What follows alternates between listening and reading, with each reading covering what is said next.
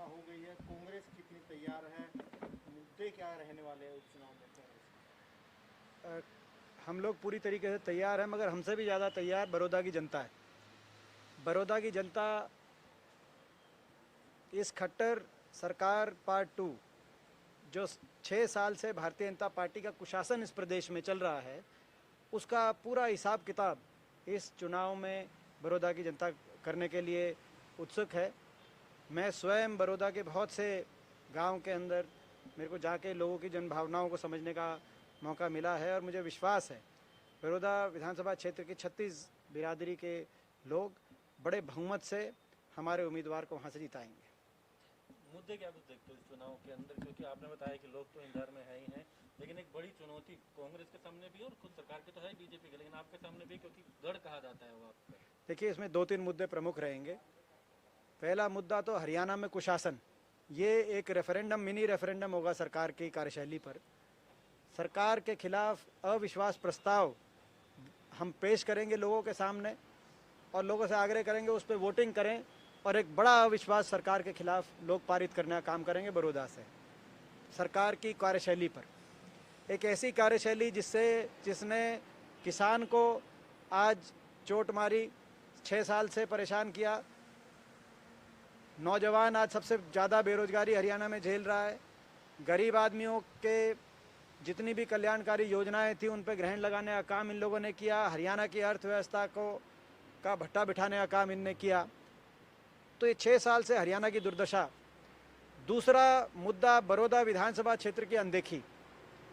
6 साल में मुख्यमंत्री जी की तो दूर की बात है, कोई उनके मंत्रिमंडल का कोई साथी भी बड़ौदा विधानसभा क्षेत्र में सरकारी काम या परियोजना तो छोड़िए, कोई चाय का कप पीने भी वहाँ नहीं गया।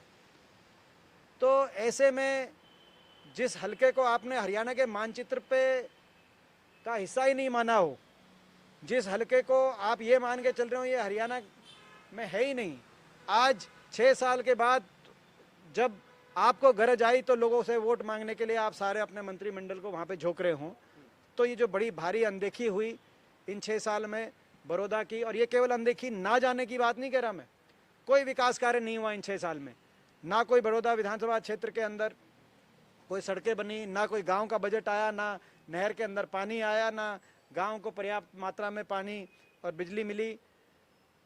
हर प्रकार से बड़ौदा विधानसभा क्षेत्र के साथ एक भेदभाव हुआ, उस भेदभाव का जवाब भी बड़ौदा विधानसभा क्षेत्र के लोग इस चुनाव में देंगे। और तीसरा मुद्दा, हरियाणा की राजनीति को नई दिशा देना होगा। बड़ौदा विधानसभा क्षेत्र से हरियाणा की राजनीति को नई मोड़ मिलेगी, निश्चित तौर से मेरा ऐसा विश्वास है। एक मुद्दा और बात करें, सरकार का एक सहयोगी, जेजेपी की भी बात करें, सरकार में सहयोगी हैं, क्योंकि उनको कहाँ देखते हैं और इनेलो को आप कहाँ देखते हैं? मैं समझता हूं बड़ौदा विधानसभा क्षेत्र में सीधा मुकाबला इस घमंडी सरकार और बड़ौदा की जनता के बीच में, वहां सीधा मुकाबला खट्टर दुष्यंत सरकार और हमारे बीच में। और चाहे वो एक जेजेपी हो, चाहे बाकी सहयोगी हो, कोई प्रत्यक्ष रूप से सहयोगी हो, कोई अप्रत्यक्ष रूप से विपक्ष की वोट में सेंध मारने के लिए, कांग्रेस की वोट में सेंध मारने के लिए कोई उम्मीदवार उतरवाने की सरकार तैयारी कर रही हो, सबको बड़ौदा विधानसभा क्षेत्र की जनता लपेटने का काम करेगी और एक साथ चित करने का काम करेगी, ऐसा हमें विश्वास है। बड़ौदा कांग्रेस जीतेगी, लेकिन क्या आपको नहीं लगता कि एक सीट कोई भी जीते, बीजेपी जीते, आप जीते, हरियाणा की सियासत ये सरकार भी कह रही है। देखिए, सरकार के एक मंत्री जिनकी वहाँ जिम्मेदारी लगी, उन्होंने एक बड़ा असंवेदनशील बयान दिया कि एक सीट से हमें फ़र्क नहीं पड़ता। इनको नहीं फ़र्क पड़ता होगा, हमारे लिए तो बड़ौदा सब कुछ है, बड़ौदा की जनता सब कुछ है। और मैं इसलिए नहीं कह रहा कि हमारा क्षेत्र है, बड़ौदा क्या हरियाणा के 90 के 90 हलके हमारे लिए सब कुछ हैं।